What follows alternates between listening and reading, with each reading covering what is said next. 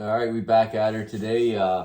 Yesterday we were doing the program update on the Nicot, trying to get the driver limitations lifted to get the bike, to climb steeper hills and push the amps that it's allowed to draw, and battery cutout, that type of stuff. We just want this bike to haul ass and not cut out on us as we're riding. So had that issue going up a hill and it cut out. So now we talked to the factory, and what they told us to do, they sent us this special like a VGA cord or whatever it's called that's built into the bike. So I have the male and the female here from the bike that comes right in the bike. I didn't add that. We just have this piece. It goes right over to a USB to our laptop now, and they gave us a little disc come with the program here. So let's see what happens when we get into this. So what happened yesterday was as I was doing this, I tried to get it through here, and as I so I could access it with the seat on still, and do the programming at any point in time. But what happened was the connector actually touched ground and it blew a fuse. So I went and picked up a couple 10 amp fuses here, and I'm gonna put one in right now and see what happens here, and see if it will allow us to go through the program, and we'll see how easy or how hard this is to do. And yeah, let's see what happens here. So there's two control fuses here, and I believe I just blew one. So I got that in there now in the connector. Let's turn the key on. Yeah, we got a red light on here. Usually it's blinking red. I wonder if I should. There's another fuse here, but it looks all right. So we'll leave it like this for now. Let's see what we can get on the laptop, and you just gotta be careful this cord doesn't come in contact with any grounds.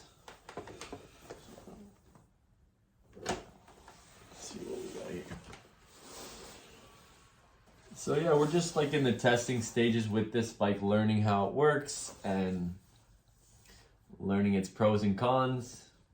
So far, for the money, I'd say it's a great bike. We're about to take it down south to give it another little test. We're getting tired of the cold up here, so we're gonna go see what we can do. Maybe ride this thing at the Day of the Dirt Red Bull ride at Dade City, and we'll also be riding at some local tracks too.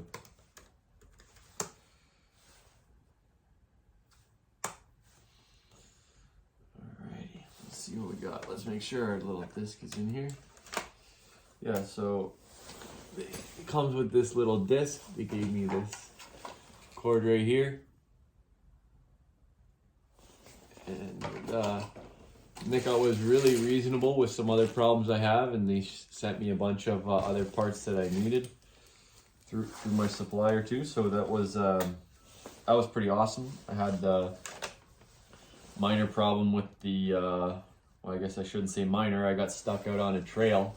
The throttle controller from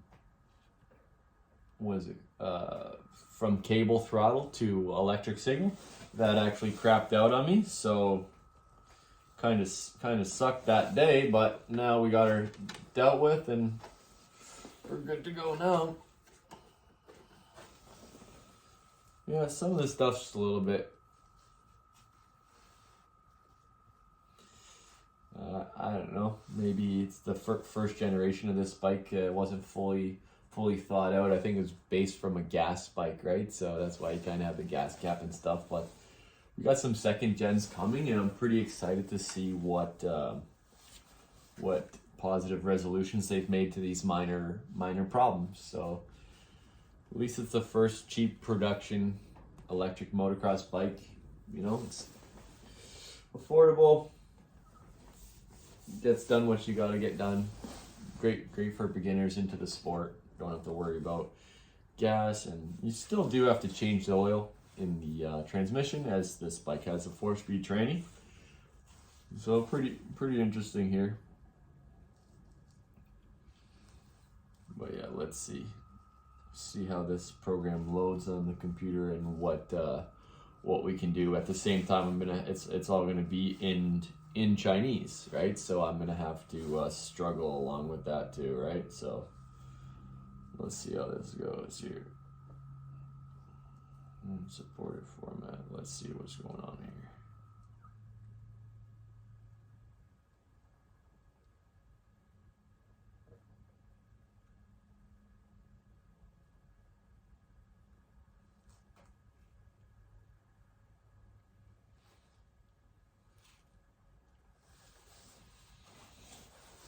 Yeah, I know that they're also working on like a 3rd gen production of this bike now, with complaints that everybody's had about it, whether it being like the little bit soft suspension and you know, shifting issues and you know, just the common stuff that happens as bikes come out. Every brand comes out and evolves their bike as it goes. If they don't, then they're not really making progress. Not everything's going to be perfect right out of the box, right?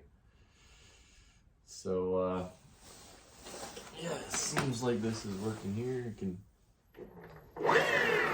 can rev it up. It's in neutral, right? Pretty interesting.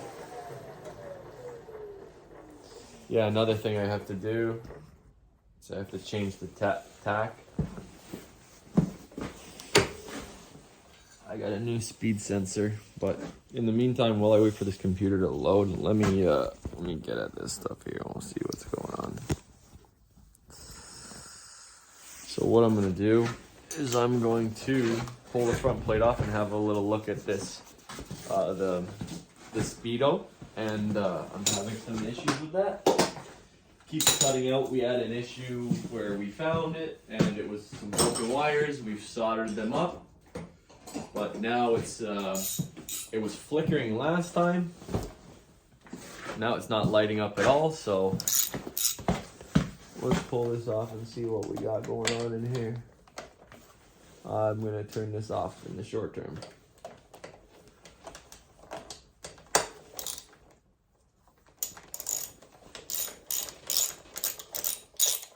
Yeah, it's just 2 10mm bolts on the tops of the triple clamps, holding the front plate in, and you can see what's going on.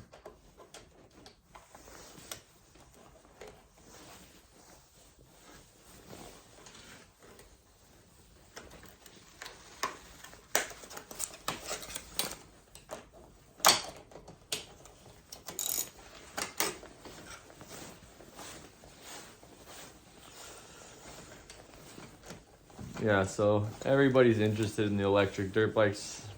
I'm very interested in it too.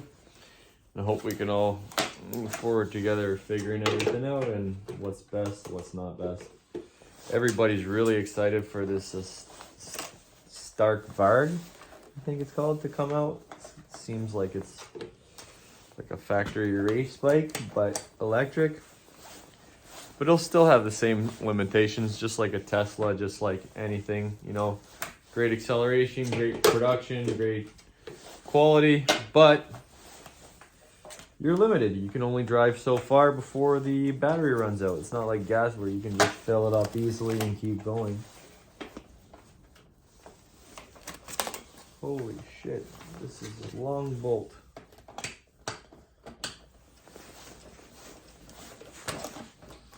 There she goes.